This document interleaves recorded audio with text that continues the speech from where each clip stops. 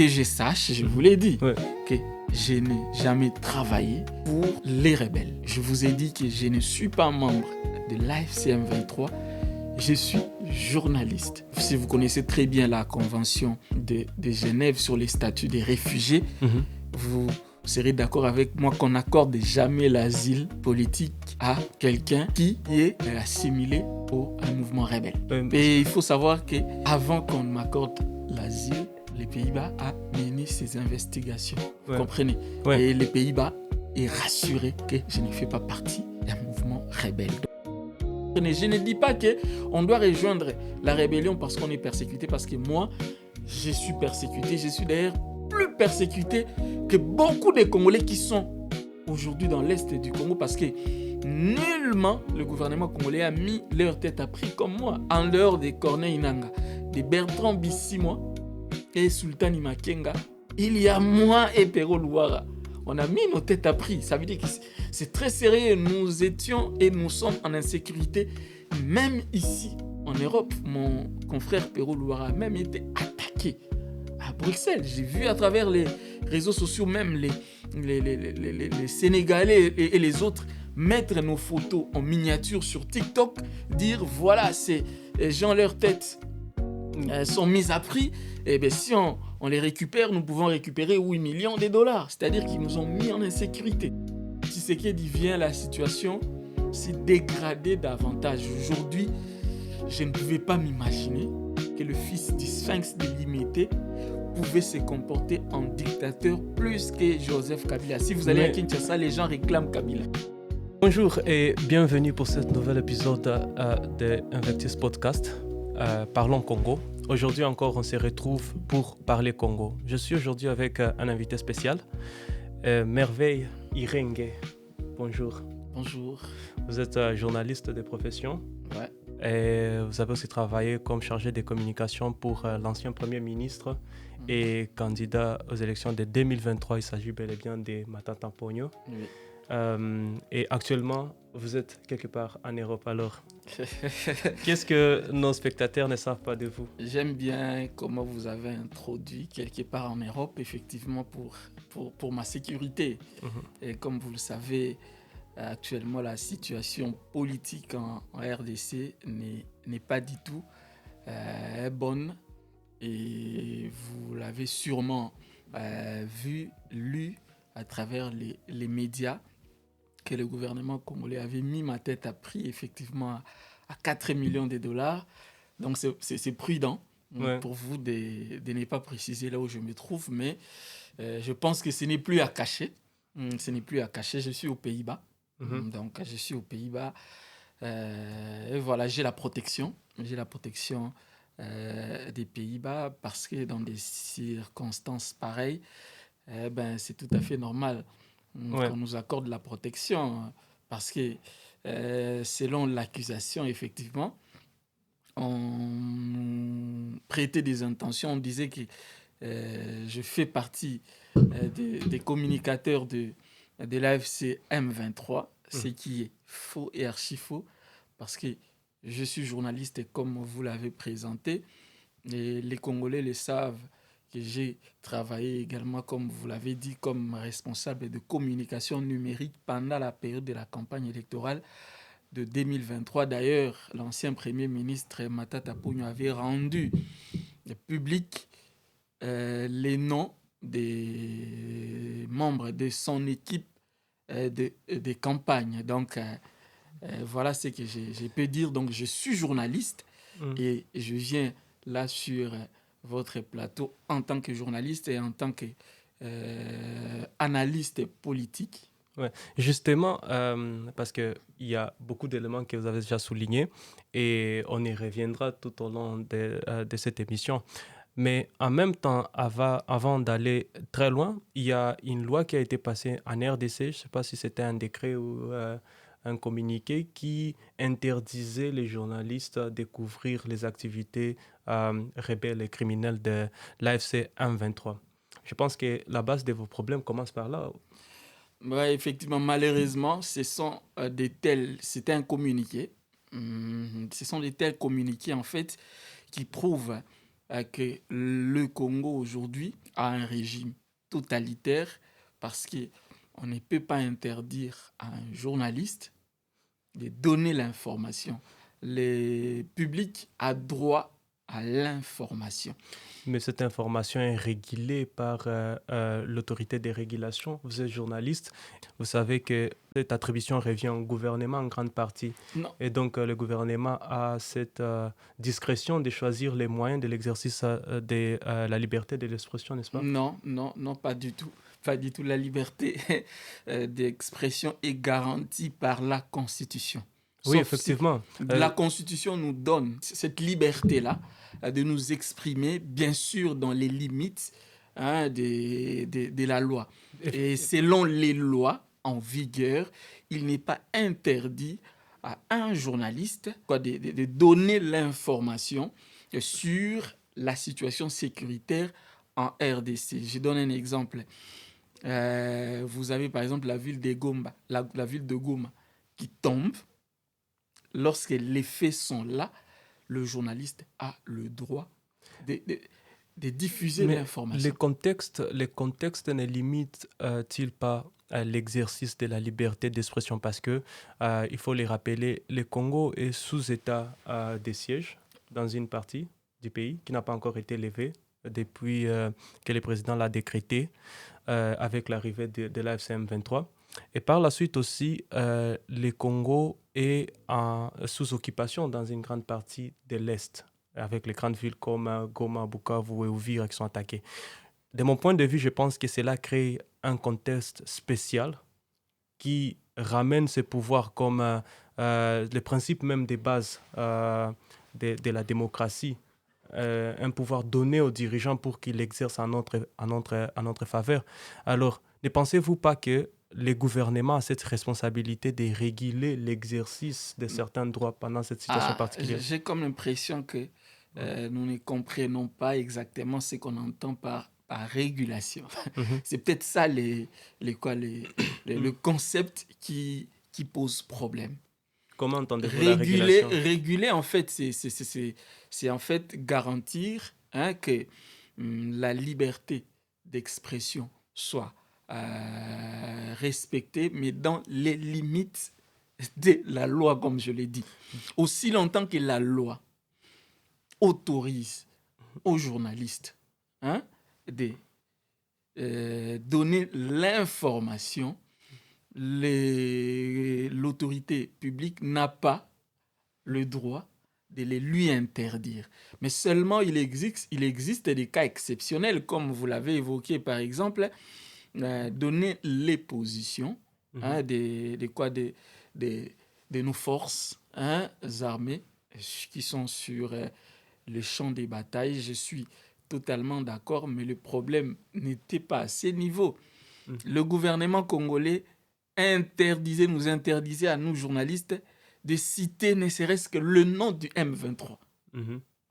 Ne pensez-vous pas que c'est judicieux vu la Non, situation au pays? pas du tout, pas du tout. Nous ne pouvons pas laisser aux médias occidentaux, aux médias d'ailleurs, parler de nos problèmes. Parce que si nous ne nous parlons pas de nos problèmes, les autres médias parleront de nos problèmes. Mais c'est une chose de parler des problèmes, ça en est une autre de parler des victoires de l'ennemi sur le peuple congolais. Vous savez que parler de l'AFC M23, c'est des milliers de morts. Donc là, vous êtes en train de soutenir la manipulation de l'opinion publique. Je ne soutiens pas. J'essaie juste de comprendre le contexte qui conduit à de telles régulations et peut-être comprendre dans quelle mesure la limite s'impose. Le peuple congolais a le droit de connaître la vraie information parce que l'information peut aider la population à se comporter en conséquence. Lorsque vous mentez à la population que dans tel secteur, il y a du calme et les FARDC ont récupéré, ont le contrôle de tout, la population peut s'aventurer à aller là-bas. Et si l'ennemi est là, la population peut mourir, la population peut tomber dans les embuscades. Voilà pourquoi il est nécessaire, moi en tant que journaliste, des professions et des formations, il est nécessaire que je m'efforce de donner l'information, parce que parmi les définitions de l'information, ce que j'ai appris à l'université, nous disons aussi que l'information, c'est ce qui perturbe le train quotidien. Ça veut dire que si vous avez l'habitude de passer par là, de passer par cette voie, et que à travers l'information du journaliste, vous êtes avisé que l'ennemi est là, vous n'allez pas passer, n'est-ce pas? Cela vous a aidé, cela a perturbé votre train quotidien. En même temps, ça vous a aidé à éviter le danger. Ouais. C'est ça le rôle de l'information. Donc, le débat sur la régulation ou la diffusion des informations pendant la période de guerre est mal abordé dans les médias aujourd'hui en RDC, parce que ça donne l'impression qu'on veut nous brimer, en fait on veut nous empêcher à nous journalistes d'exercer notre métier en toute liberté. C'est très dangereux. Merci beaucoup. On s'est réveillé un jour de mars 2025 et on s'est réveillé avec un communiqué du ministère de la Justice mettant un prix à vos têtes, de même titre que les hauts dignitaires de AFC M23. Que vous reproche la République démocratique du Congo? Non, mais comme je l'ai dit, selon les informations en ma possession, le gouvernement congolais a estimé que moi, je suis membre du M23. C'est faux? C'est faux. Que je communique pour le M23. Certains sont allés plus loin jusqu'à dire que moi et mon confrère Pero Louara, qui est en Belgique, nous sommes payés 20 000 euros par mois pour communiquer pour le M23. Ce qui est faux. Dès le départ, je vous ai dit que je suis journaliste. En dehors d'être journaliste, j'ai travaillé. N'est-il pas du vrai dans de multiples cas qu'on observe? Non. Observez très bien. Tout celui qui est contre Tshisekedi aujourd'hui est traité de poison rwandais. C'est même ça leur langage. Ils ont basé toute leur communication dans les concepts de poison rwandais. Tout le monde est rwandais. Si vous êtes contre Tshisekedi, vous êtes rwandais. Si vous êtes avec eux, vous êtes un patriote, vous êtes un nationaliste. C'est ça la politique. Mais moi, à ce stade, j'ai fait mon travail. Je ne me reproche de rien. Je sais que le Congo n'est plus un environnement propice pour exercer le métier. Donc voilà pourquoi nous sommes ici. Et aujourd'hui, avec les nouvelles technologies de l'information et de la communication, je suis ici en Europe. C'est comme si j'étais au pays, parce qu'à travers les médias sociaux, je peux atteindre le public congolais. Donc nous continuons à exercer. Et je précise que dans ce contexte bien précis, j'ai adapté mon métier, mon journalisme. C'est-à-dire que je suis dans le combat parce que je suis en exil. Je suis en exil, le gouvernement congolais a mis ma tête à prix. J'ai cessé de travailler pour un média, je suis un freelance. Et aujourd'hui, je suis dans les genres des commentaires. Je suis dans les analyses, ce qui n'est pas interdit en journalisme. L'analyse politique qui a mené à plusieurs personnalités dans le journalisme en prison, notamment en RDC. Parce que de la part du gouvernement, je pense qu'il y a un élément que je voulais discuter avec vous. C'est la limite qui existe dans la profession du journalisme. Parce que j'ai l'impression que la plupart des journalistes pensent être permis de tout. Dans le sens que dès l'instant qu'on a la liberté d'expression, la liberté de dire tout ce qu'on veut dire, on en abuse. Parfois même, on parle des affaires des chambres, des autorités, et ça va dans tous les sens. Il n'y a plus de distinction. Alors que, ayant fait le journalisme moi-même, je sais l'importance qu'on accorde à la déontologie journalistique. Alors, quelle est la place de la déontologie aujourd'hui avec tout ce qui se passe? Comment vous voyez la limite qui s'impose au journalisme? Est-ce qu'il y a des limites déjà? Et où se situe cette limite? Je vais vous confier quelque chose, peut-être que vous ne le savez pas. J'ai travaillé comme secrétaire rapporteur de la commission de discipline et d'éthique professionnelle Je l'ai de vu. l'Union nationale de la presse du Congo. Donc j'ai Une géré... position que vous occupez encore jusqu'à l'exil. Non, non. Mm. Quand j'ai commencé à travailler pour M. Matata Ponyo, j'avais démissionné parce que la déontologie précise que lorsqu'on est subordonné à un acteur politique, normalement, on cesse d'exercer. Pendant toute cette période-là, je ne pouvais plus exercer Parce mon que métier. je lisais une dépêche de dépêche.cd Mhm. sur vous et ça parle du fait que vous faites du bruit inutile. C'est ça ce qui est écrit dans cet article et que c'est juste par quête de statut des réfugiés que vous pointez du doigt le gouvernement alors que vous n'êtes nullement inquiété au Congo. Mais j'ai les statuts des réfugiés. Oui, dans la dépêche, l'idée c'était que vous étiez en train de faire du bruit dans la recherche de ce document, Non, non. alors qu'au Congo, Je suis en Europe. Ça va faire une année et quelques mois déjà. Une Mhm. année et quelques mois, une année et quelques mois si je ne me trompe pas. Ça va faire une année et 3 ou 6 mois si je ne me trompe pas. Mais Et- pensez-vous qu'il y a une limite dans l'exercice du métier de non, mais journaliste? c'est ce que j'étais en train de vous expliquer. Donc, je pense qu'il y a une limite s'il y a la déontologie. Donc, il y a une limite. Mhm. La déontologie place les limites. Mhm. Mais vous avez parlé de quelque chose, vous avez dit ici que nous, journalistes, nous permettons parfois de parler de la vie privée Mhm. des personnalités politiques. Nous permettons parfois Parfois, de... ça nage dans les insultes, dans des attaques Ça privées. dépend de ce que vous appelez insulte. Moi, Insultes dans le sens que, par exemple, je regarde parfois certaines émissions de Pierrot où il colle des noms d'oiseaux aux dirigeants politiques. Est-ce que c'est obligé? bon, Ou, par exemple, ça va dans les insultes, ça va dans des révélations qui sont sans fondement, que nous, en droit, on appelle alors diffamation dans ce sens. bon, c'est vous qui parlez des révélations sans fondement. Mais moi, en fait, bon, je n'aimerais pas parler Mhm. de mon confrère Perrault Loara, que j'estime beaucoup, qui fait du bon Non, travail. je donne ça juste pour, comme exemple parce que la déontologie voudrait que il y a quelque chose qui semble ne pas aller, d'en parler. Par exemple, il y a eu je donne juste un exemple pour orienter ce dont je parle. Il y a eu l'incident où Macron, par exemple, il s'est fait gifler.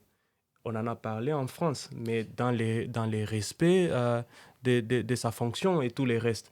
Mais au Congo, il y a des fois cette possibilité où vous pensez que les gens se sentent forcés d'ajouter des insultes, des caricatures.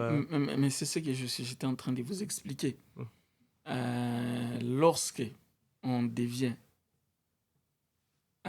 une personnalité publique, on n'a plus de vie privée.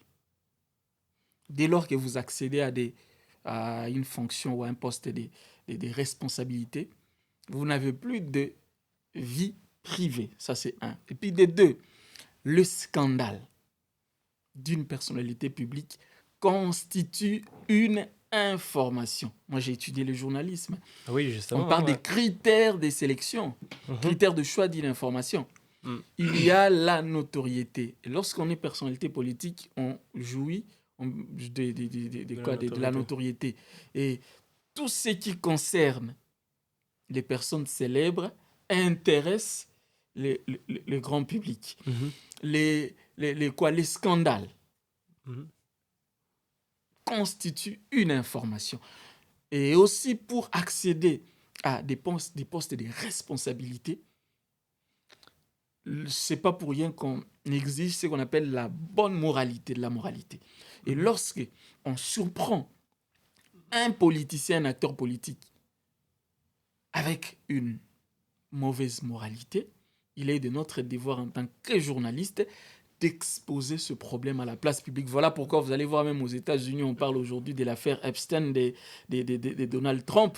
Vous avez par exemple en France, lorsque Brigitte Macron a giflé Macron, vous l'avez dit, on en a parlé, vous vous souvenez de l'affaire de Dominique Strauss-Kahn. Il a été mis de côté à la dernière minute parce qu'il a été accusé, n'est-ce pas, des viols Ce qui a été, même si ça a été démenti plus tard, mais cela n'a pas Oui. empêché Mhm.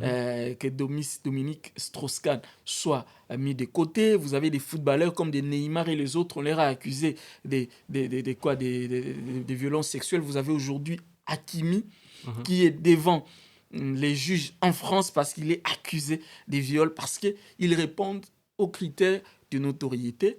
Et une personne célèbre doit prêcher par l'exemple. Et aujourd'hui, nos politiciens congolais n'ont pas une bonne moralité.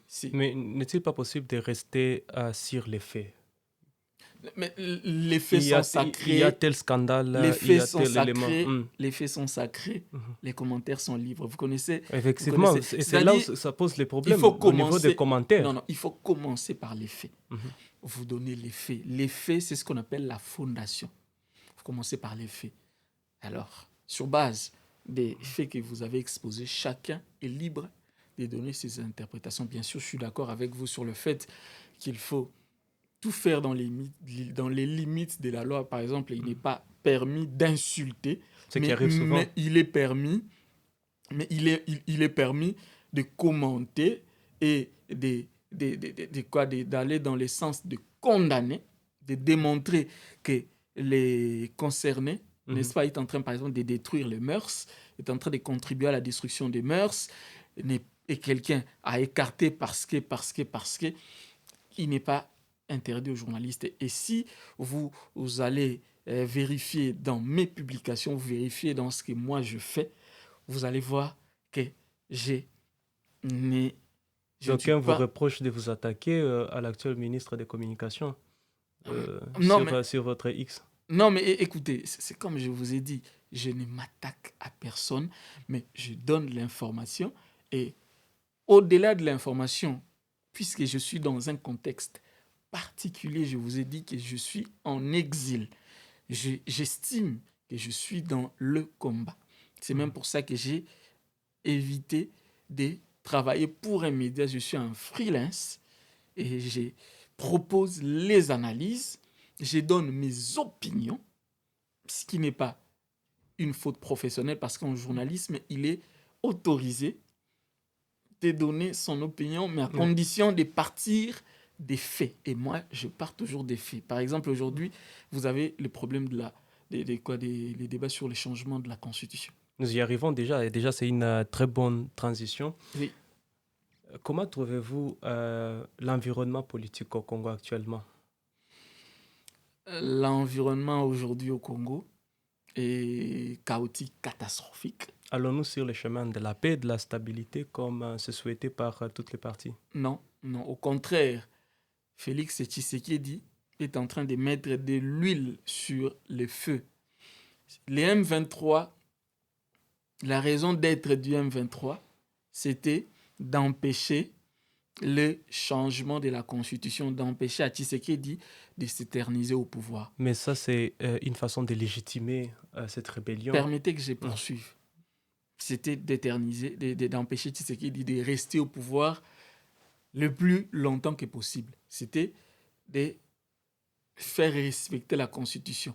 Parce que après l'élection, après l'élection de 2023, l'opposition, mais également les mouvements rebelles, parce que les mouvements rebelles ont toujours existé dans l'Est du pays, mais ça n'avait pas autant d'ampleur comme aujourd'hui, ont estimé que Félix Tshisekedi a fait un coup d'État constitutionnel.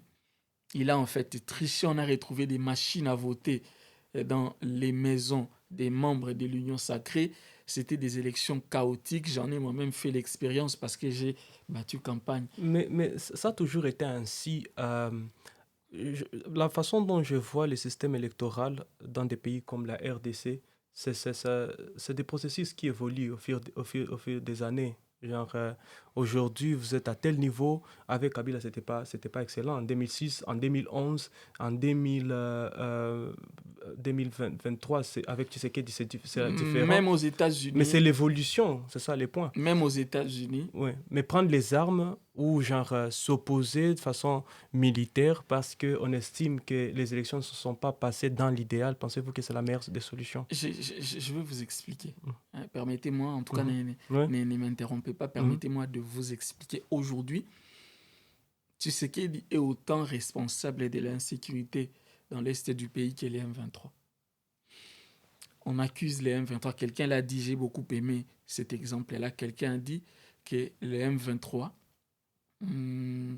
est manipulé par le Rwanda, travaille pour les intérêts du Rwanda contre les peuples congolais. Félix Tshisekedi, aujourd'hui, est manipulé par l'Amérique. Félix Tshisekedi travaille pour les États-Unis d'Amérique contre les intérêts du peuple congolais. Donc, et Félix Tshisekedi et les M23, ils sont tous coupables. Ça, c'est un. De deux, Félix Tshisekedi, en tant que garant du bon fonctionnement des institutions, a failli à sa mission. Je ne dis pas qu'il faut encourager le mal, il faut encourager la rébellion. Mais il faut se poser des questions. Pourquoi Corneille Nangaa est parti? La FCM 23 est créée de la frustration. On pouvait encore se limiter à Corneille Nangaa. Mais presque tous les Congolais qui ont rejoint les M23, ils sont partis parce qu'ils ont été persécutés. Est-ce que vous comprenez? Je ne dis pas qu'on doit rejoindre la rébellion parce qu'on est persécuté, parce que moi, je suis persécuté. Je suis d'ailleurs plus persécuté que beaucoup de Congolais qui sont aujourd'hui dans l'Est du Congo parce que nullement le gouvernement congolais a mis leur tête à prix comme moi, en dehors de Corneille Nangaa, de Bertrand Bisimwa et Sultani Makenga. Il y a moi et Pero Luara. On a mis nos têtes à prix. Ça veut dire que c'est très sérieux. Nous étions et nous sommes en insécurité. Même ici, en Europe, mon confrère Pero Luara a même été attaqué à Bruxelles. J'ai vu à travers les réseaux sociaux, même les Sénégalais et les autres, mettre nos photos en miniature sur TikTok, dire voilà, ces gens, leurs têtes sont mises à prix. Et bien, si on les récupère, nous pouvons récupérer 8 millions de dollars. C'est-à-dire qu'ils nous ont mis en insécurité. Vous comprenez? Mais donc vous êtes une preuve vivante que la rébellion, c'est pas la solution à la frustration. La rébellion n'est pas la solution à la frustration, mais Tshisekedi est aussi responsable de tout ce qui se passe et responsable de cette situation et qui consiste à voir beaucoup de Congolais rejoindre la rébellion, prendre les armes contre le Congo. Mais regardez ce que Tshisekedi veut faire. Tshisekedi veut changer la constitution pour se maintenir au pouvoir. N'est-ce pas que Tshisekedi veut en fait faire un coup d'État constitutionnel aussi? Déjà, il y a des éléments à souligner parce qu'on parle déjà du changement de la Constitution.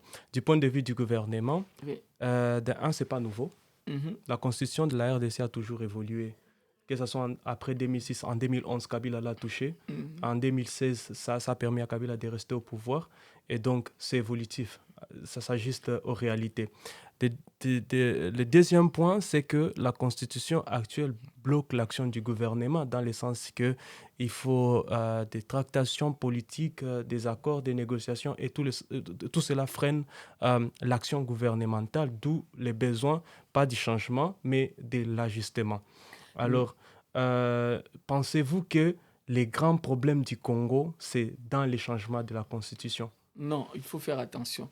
Kabila a modifié la Constitution à son premier mandat, c'est-à-dire qu'avant les élections de 2011. Les élections de 2011, pour passer de 2 tours à un seul tour. Kabila n'a pas touché aux articles verrouillés, parce qu'il y a des articles verrouillés.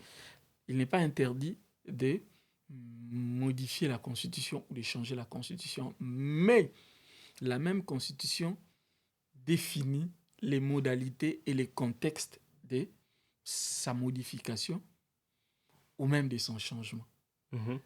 Nous sommes pendant la période des guerres sous État, vous l'avez dit vous-même, n'est-ce pas? Oui, État des sièges. État des sièges. Et la Constitution dit que la même Constitution dit que la Constitution de la RDC ne peut pas être changée, modifiée sous État des sièges. Est-ce que vous comprenez? Mhm. Donc, il y a un problème. Déjà à ce niveau-là. Deuxièmement, il y a la question de l'opportunité. L'opportunité subjective. Tshisekedi est arrivé à la fin de son second et dernier mandat. Vous avez suivi le ministre des Sports, M. Didier Boudimbo. Il dit que Tshisekedi arrive à la fin. S'il laisse le pouvoir, il va le laisser à qui? Tshisekedi doit rester, il lui faut un troisième mandat. Ils le disent. Augustin Kabouya est clair. Mbata est clair. L'UDPS ne se cache plus. Avant, nous, on les disait, on faisait des analyses sur base des éléments en notre possession. On disait que voilà, ils ont l'intention de modifier ou de changer la Constitution. Mais maintenant, ils n'ont plus l'intention. Ils l'ont dit, ils l'ont manifesté clairement qu'ils veulent changer. Et Augustin Kabouya a même dit que nous allons changer la Constitution, que vous le vouliez ou pas. C'est-à-dire qu'ils ont défié, ils veulent défier la population, alors qu'il n'est pas possible de toucher à la Constitution parce que nous sommes sous état de siège. La Constitution dit qu'elle ne peut pas être touchée pendant cette période. Mais je pense que cette discussion autour de la Constitution est plus ou moins subjective. Subjective dans quel sens? C'est cette même Constitution que vous utilisez pour justifier que c'est inopportun de changer la Constitution. Oui. Dans la même Constitution aussi, il est prévu qu'on ne peut pas organiser les élections en temps de guerre. Non. Je vais vous expliquer quelque chose. La Constitution, nulle part dans la Constitution, il est dit que l'on ne peut pas organiser les élections en temps de guerre. Il était Mais nulle part. Donne-moi la disposition. Mais c'est ça. Il n'est nulle part dit qu'on ne peut pas organiser les élections pendant la période de guerre. C'est un principe démocratique, non? Non, ce n'est pas un principe démocratique. Seulement, le bon sens veut que les élections, que toute la population vote. C'est-à-dire qu'aucun Congolais ne doit être exclu. C'est même pour ça que les acteurs politiques, toutes tendances confondues, et d'ailleurs la majorité de l'opposition, l'Église catholique et même la communauté internationale préconisaient le dialogue.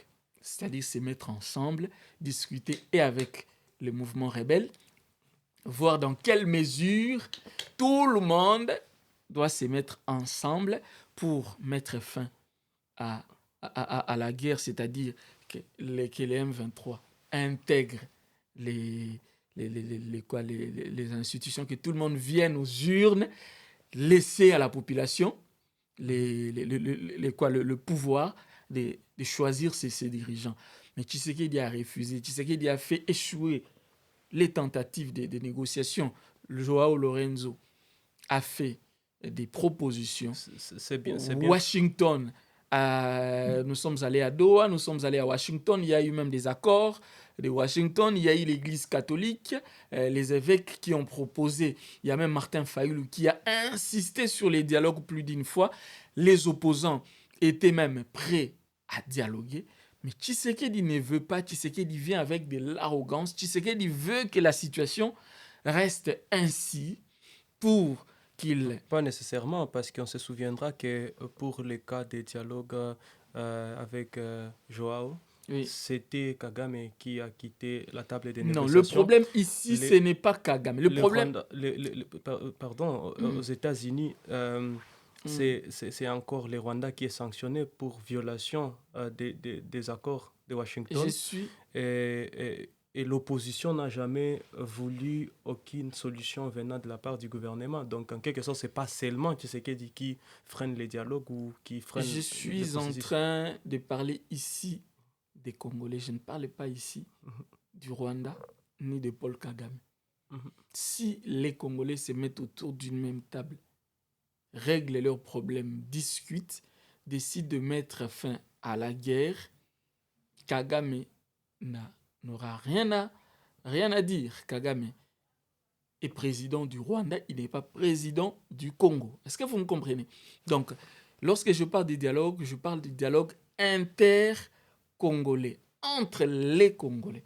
Mais n'y a-t-il pas des préalables pour ça, pour ces dialogues? Non, mais il y a eu des préalables qui ont été respectés. Voilà pourquoi nous sommes allés à Doha. Il y a eu Doha, il y a eu Washington, où Kagame À et Washington, c'était Tshisekedi. la RDC contre les Rwandais. Et C'est pourquoi même j'ai justement, mentionné et les Rwandais. justement parce que vous avez évoqué le Rwanda et que Tshisekedi a estimé que le Rwanda avait une part des responsabilités, le Rwanda et le Congo ont signé un accord. Mais au niveau de l'Angola, il y a eu des aspects des négociations. Il y a eu les négociations avec le Rwanda, parce que le Rwanda est accusé de déstabiliser le Congo.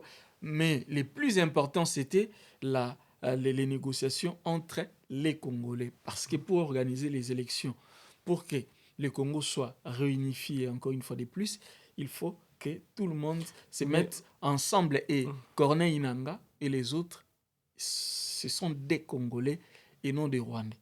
mais la classe politique actuelle, pensez-vous qu'elle est prête pour les dialogues? Parce que parmi ceux qui déstabilisent la sécurité et la stabilité du pays, c'est l'ancienne classe politique, comme vous le savez. La Tous ayant aujourd'hui de quoi se reprocher par rapport à la situation sécuritaire actuelle. Parce qu'apparemment, il y a autant de frustrés, surtout dans l'opposition, et la majorité a décidé de se ranger du côté de l'AFC 1-23 et participer ainsi non seulement à la mort des civils, mais aussi à la déstabilisation de la paix. Est-ce que ça crée des conditions nécessaires pour le dialogue et pour la paix? Non, mais écoutez, lorsque Kabila a organisé les dialogues, n'est-ce pas que c'était presque dans le même contexte? Euh, mais quand même, il y avait encore une grande classe de l'opposition au pays. Aujourd'hui, l'opposition est d'accord, que ce soit l'opposition qui est restée au pays et l'opposition qui est en exil, ils sont tous d'accord d'aller sur la table des négociations. Et même l'Église catholique s'est portée garante pour jouer la médiation.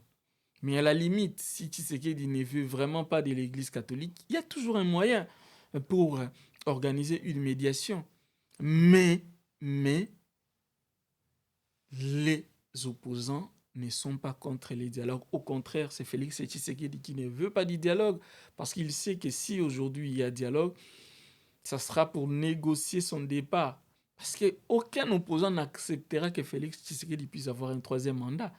C'est deux mandats ou rien. C'est deux mandats. Après, vous partez. Kabila a voulu avoir un second mandat. Tshisekedi était le premier à, à l'en empêcher. Nous avons encore des vidéos, nous avons encore des tweets de Tshisekedi et de l'UDPS. L'UDPS a combattu aux côtés de l'Église catholique pour chasser Kabila. Donc aujourd'hui, il y a en fait une mauvaise foi de l'UDPS. Il y a une mauvaise foi de Tshisekedi. Avant, il se cachait, mais aujourd'hui, il ne se cache plus. Ils sont clairs.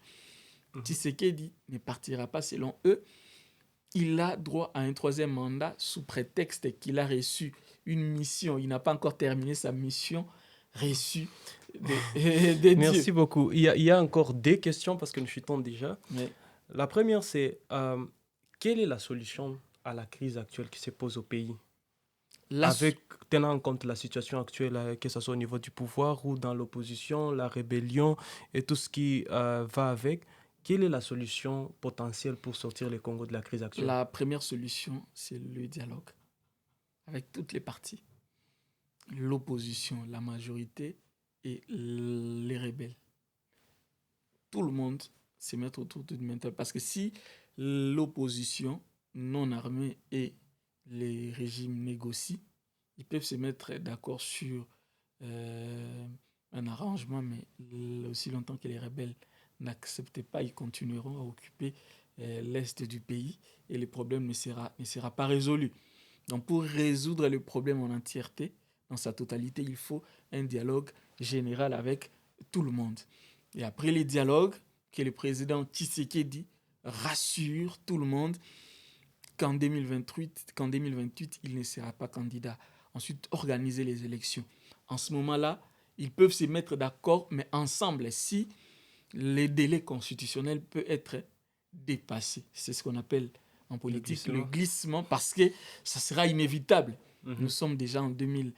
2026, d'ici là 2027, rien n'est fait. Le Congo, c'est un pays continent pour déployer les kits électoraux dans toutes les provinces, dans toutes les parties où il n'y a pas de routes, il n'y a pas d'aéroport. C'est très compliqué, vous comprenez? Donc, il faut un dialogue. C'est la seule solution aujourd'hui pour que le Congo redevienne comme avant, comme au premier ou au deuxième mandat de Kabila. Ouais. Au deuxième mandat de Kabila, parce que Kabila, il a laissé le pays sans rébellion.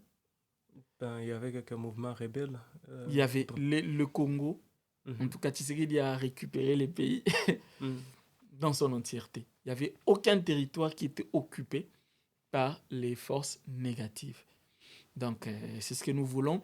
Et nous voulons aussi que le peuple congolais, que le social de la population puisse être amélioré, mais surtout la liberté d'expression. Parce que des gens comme nous ne pouvons pas rentrer au pays aussi longtemps qu'il n'y a pas, aussi longtemps que la liberté d'expression n'est pas garantie, même si l'opposition et la majorité négocient, se mettent d'accord, mais aussi longtemps que la liberté d'expression n'est pas garantie, nous ne pouvons pas rentrer parce que avec les mêmes personnes, nous aurons droit au même traitement. Ça sera juste l'inverse. Ceux qui sont aujourd'hui dans l'opposition, ce sont les mêmes qui étaient hier dans la majorité. Et s'ils négocient, ça sera l'inverse. Donc, il faut... Voilà pourquoi moi, j'ai dit toujours qu'il faut une nouvelle génération. C'est pourquoi la Chine... Constant Mutamba incarnait cette nouvelle génération de la jeunesse congolaise. Non. Constant Mutamba, contrairement à ce que les gens pensent, Constant Mutamba, c'est parmi les jeunes les moins sérieux que je connaisse. Mais il a quand même essayé, dans peu de temps, il a quand même porté autant de résultats. Non, Constant Mutamba, c'est un populiste. On parlait du ministère de la Justice à son époque. Constant Mutamba, c'est un populiste de mauvais goût. Les gens ne connaissent peut-être pas Constant Mutamba, mais moi je le connais très bien. Dans la politique, il ne suffit pas d'être intelligent. Il ne suffit pas d'avoir des ambitions. Il faut aussi avoir ce qu'on appelle de la sagesse. Et on ne défie pas son supérieur. Mutamba est ministre. Il est venu avec une politique de défier sa chef hiérarchique, qui est la première ministre. Mutamba voulait jouer en solo, alors qu'il existe ce qu'on appelle la solidarité gouvernementale, défier tout le monde. Il s'est fait pratiquement d'ennemis. Partout, il était devenu ennemi de tout le monde, même dans son propre camp. Et regardez aujourd'hui la fin. En politique, ce n'est jamais la fin. Hein. Peut-être il y aura une redondance. Peut-être, mais si... Mandela a fait la prison. Peut-être, mais si Mutamba continue avec ce même comportement, je vous dis que Mutamba n'ira pas loin. Mais quelle jeunesse incarne aujourd'hui un changement dans les paramètres politiques congolais aujourd'hui? Bon, je ne sais pas, je ne peux pas vous le dire, mais je sais qu'il existe des jeunes sages, des jeunes compétents qui peuvent prendre la relève, mais ce qui manque à la jeunesse congolaise, c'est seulement le courage. Les jeunes ne sont pas courageux, c'est peut-être par traumatisme. Nous avons commencé avec le maréchal Mobutu qui a traumatisé tout le monde. Kabila, le père qui est venu, c'était pratiquement la dictature, bien que ça avait aidé à redresser le pays. Kabila, le fils, est venu, ce n'était pas du tout la démocratie. Bien que la démocratie sous Kabila est mieux que sous Félix Tshisekedi, mais ce n'était pas du tout... Vous avez quelque chose contre Tshisekedi? Mais ce n'était pas du tout la démocratie. Ouais. Et Tshisekedi vient, la situation s'est dégradée davantage. Aujourd'hui, je ne pouvais pas m'imaginer que le fils du Sphinx de Limité pouvait se comporter en dictateur plus que Joseph Kabila. Si vous allez à Kinshasa, les gens réclament Kabila présidentiel. Merci Merveille, on doit déjà chuter. Mais il me reste une dernière question, peut-être vous allez couvrir ça dans un temps limite. Maintenant, quelle est la place de la redevabilité dans la situation congolaise? J'explique un peu, parce que mon travail scientifique, je fais aussi les droits publics internationaux. Okay. Et mon travail de fin d'études porte sur la situation en RDC. je m'intéresse sur ces cycles de violence qu'il y a toujours eu en RDC. Et de mon observation, il y a ces cycles qui se créent. Genre, il y a la force militaire, il y a négociation des pouvoirs, il y a accès aux fonctions. Et ces cycles continuent ainsi depuis des décennies. Et dans mon observation, toujours, je pense que les problèmes majeurs se trouvent au niveau de la redevabilité. Genre, il y a de ces gens, par exemple, les M23, ils sont en train de tuer. Ça, on peut se mettre d'accord. Ils tuent beaucoup de populations civiles. La fois passée, j'avais reçu Ewing ici et j'ai reçu Evelyn Ombeni. Ils sont revenus sur les conséquences des guerres dans cette partie du pays. Il y a des familles qui ont perdu les leurs, que ce soit avec l'AFDL, que ce soit avec CNDP, avec Muteboussi. Et ils perdent encore aujourd'hui des gens avec Bertrand Bissimois et Corneille Nangaa. Alors, demain, parce qu'il y a un miracle de dialogue, des négociations, une décrispation politique, on se retrouve avec comme Premier ministre Makenga ou Corneille Nangaa. Que pensez-vous des populations victimes de ces rapports, de ces vies perdues? Alors, quelle est la place de la redevabilité dans ces processus qui sont discutés et les dialogues qui viennent probablement? Je pense que beaucoup de Congolais sont morts, victimes de cette guerre. Comme vous l'avez dit, le M23 est responsable. Le gouvernement congolais est aussi responsable. Prioritairement, c'est le M23. Permettez, vous avez posé la question, Ouais. c'est moi qui réponds, n'est-ce pas? Le M23 est responsable. Le gouvernement congolais est aussi responsable. Personnellement, je ne vois pas Corneille Nangaa, Sultani Makenga ou qui que ce soit de la FCM 23 diriger par exemple le gouvernement. Mais occuper d'une manière ou d'une autre un poste de responsabilité après tout ça. Parce que Je vais vous donner un exemple. Au Congo, il y a eu les RCD, il y a eu les MLC et autres. Les gens sont morts, n'est-ce pas? Jean-Pierre Bemba s'était même retrouvé à la CPI après. Mais lorsqu'il y a eu une négociation, nous avons eu ce qu'on appelle les 1+4, n'est-ce pas? Tous ces gens-là, d'IRCD, les Azarias, Rouberois, les Lambert Mende et les autres, ils sont venus au pouvoir à Kinshasa. Les Jean-Pierre Bemba et les Théophile Mbemba, les Kinki Moulumba, ils ont tous fait la rébellion. Ils sont venus au pouvoir, ils ont occupé des postes de responsabilité et jusqu'à aujourd'hui, ils continuent à diriger. Ce sont des conséquences de la politique. Ce sont les conséquences de l'instabilité des pays sous-développés. C'est ce qu'on appelle les conséquences de la guerre. Mais lorsqu'on négocie, on négocie pour trouver une solution. Et généralement les intérêts politiques. Mais justement, c'est de la politique. Lorsqu'on négocie, lorsque les politiciens négocient, ils ne négocient pas pour la population. Les politiciens négocient pour leur avantage, pour qu'ils soient casés, pour qu'ils se retrouvent politiquement. Mais moi, je suis d'accord que les politiciens commencent par négocier parce que c'est cela qui va ouvrir la voie pour permettre plus tard à la population de voter. Parce que si les politiciens ne négocient pas et qu'ils continuent avec ce cycle de violence de la guerre, il n'y aura pas. Mais comment justement, comment briser ce cycle? Parce que les mêmes politiciens qui vont négocier avec les 1-23 et Tshisekedi aujourd'hui, ce sont les mêmes qui ont négocié hier avec Kabila et CNDP. Mais c'est ce que j'ai dit. Ce sont les mêmes qui il ont faut négocié le avec renouvellement total de la classe politique. C'est ce qu'avait fait la Chine à un moment, je l'ai dit tout à l'heure. Mais ça passe... La Chine avait pratiquement, je ne souhaite pas ça au Congo, la Chine avait éliminé parce qu'il y avait une corruption extrême en Chine.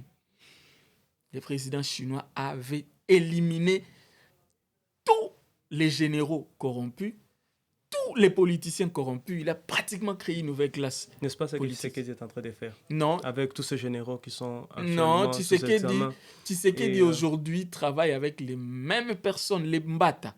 Mbata, je vous donne un exemple. il n'y a pas, quelque chose de nouveau. Tshisekedi aujourd'hui travaille dans la sphère politique d'abord. Évariste Bouchab était avec Kabila. C'est même lui qui est venu avec la fameuse interprétation des les présidents de la République restent en fonction jusqu'à l'installation du nouveau président élu. Ouais. Aujourd'hui, c'est lui qui mouille les maillots pour Félix Tshisekedi. Mbata, la même chose. Mbata a été de l'autre côté et c'est lui qui mouille les maillots aujourd'hui. Vous avez les Bahati Lukwebo qui avaient travaillé hier avec Kabila. Il a travaillé avec Tshisekedi, bien qu'à la fin, il s'est détracté. Ils sont nombreux. Vous avez des ministres comme des gens Lucien Boussa, il a travaillé avec Kabila. Aujourd'hui, il est là. Ils sont nombreux. Vous avez Mouzito qui a travaillé avec Kabila, il est là. Et donc, c'est pour vous dire que dans la politique, c'est difficile. Mais ce renouvellement passe par où?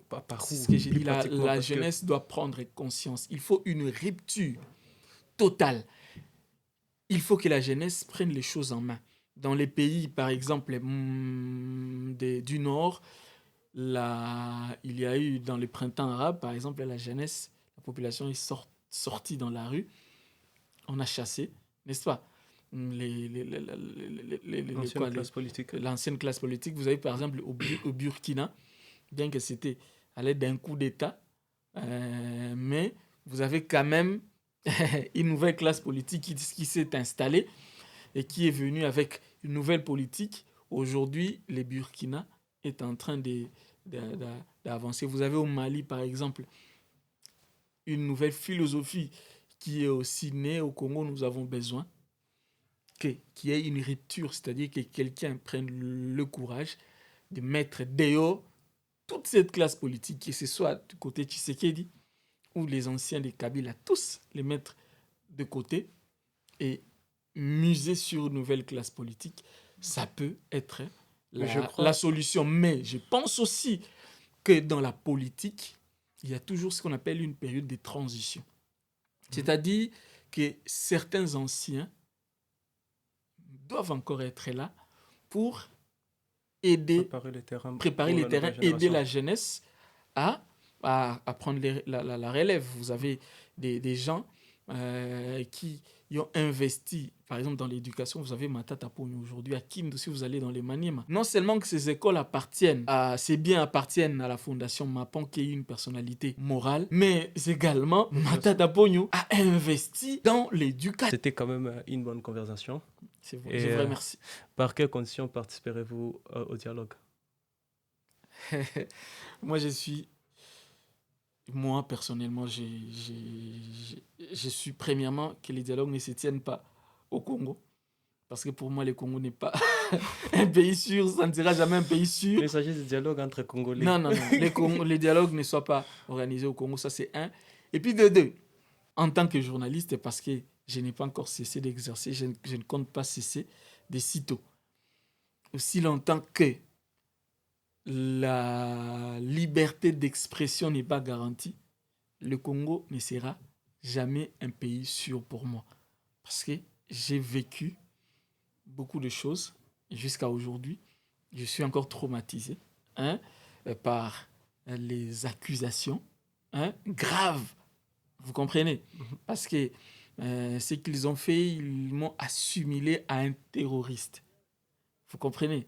C'est extrêmement grave.